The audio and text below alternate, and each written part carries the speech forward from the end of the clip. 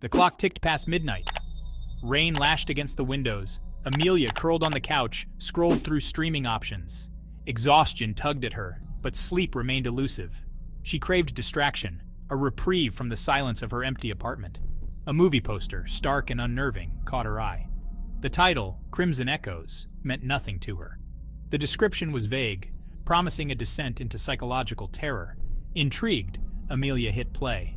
A wave of unease washed over her as the film started. The protagonist, a woman with auburn hair styled in a familiar bob, bore a striking resemblance to Amelia. She brushed it off as coincidence, but a seed of doubt had been planted. As the first scene unfolded, Amelia's breath hitched. The protagonist stood in a kitchen identical to hers, arguing with a man whose voice sounded eerily like her ex-boyfriend Mark. The dialogue, word for word, mirrored a painful fight from her past. The coincidence was uncanny, unsettling. Amelia paused the movie, rewound it, and replayed the scene. Every detail, from the chipped mug on the counter to the way the protagonist nervously twirled her hair, mirrored her own memories. A chill snaked down her spine. She tried to rationalize it. Perhaps it was a bizarre coincidence, a case of life imitating art. But as the movie progressed, more and more scenes echoed her own experiences. Conversations she'd had, places she'd visited, even her deepest fears, all reflected back at her from the screen. The line between fiction and reality blurred. Amelia felt a growing sense of disorientation, a creeping suspicion that something was terribly wrong. The world outside her window seemed distant, muffled, as if she were watching it through a pane of thick glass. One scene in particular sent a jolt of terror through Amelia. The protagonist stood on a rain-slicked street, arguing with a man on a motorcycle. The man, his face obscured by a helmet, was dressed exactly like Mark had been the night he died in a motorcycle accident. The movie continued, the protagonist's life mirroring Amelia's with terrifying accuracy.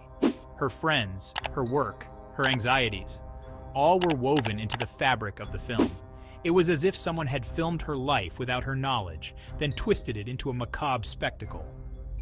The thought sent shivers down her spine. Was she going mad?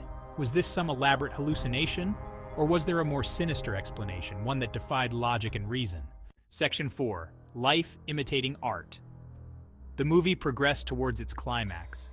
The protagonist, consumed by paranoia and fear, began to suspect that her life was not her own. She felt like a puppet, manipulated by unseen forces. Her world, once familiar and comforting, had become a suffocating prison. Amelia watched, her heart pounding in her chest, as the protagonist's fear mirrored her own. The line between observer and participant dissolved. She was no longer watching a movie. She was living it. The room seemed to shrink around her, the air growing thick and heavy. Her senses felt heightened, every creak of the floorboards, every rustle of wind against the window, amplified to an unbearable degree. Section 5. The Cold Embrace of Doubt. Then came the chilling question whispered by a shadowy figure in the film, a question that echoed in the silence of Amelia's apartment. What if you're already gone? The protagonist's eyes widened in terror, mirroring Amelia's own. The screen went black. Silence. Then slowly, the credits began to roll. Amelia sat frozen, the question hanging in the air like a shroud. What if she was already gone? The thought sent a wave of nausea through her. Was this her afterlife? Was this all just a cruel illusion? A purgatory designed to torment her? Section 6. A Murky Reflection. Amelia stumbled to the bathroom, drawn by the need to see her reflection, to prove to herself that she was still real. She flipped on the light switch.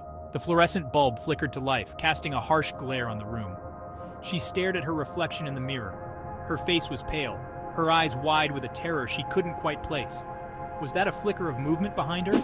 A fleeting glimpse of something in the shadows? Or was it just her imagination, playing tricks on her in the dead of night? Amelia didn't know. And in that moment of chilling uncertainty, as the line between reality and nightmare blurred, she wasn't sure she wanted to find out. Subscribe my channel 99.7%. Not subscribe. Please subscribe my channel.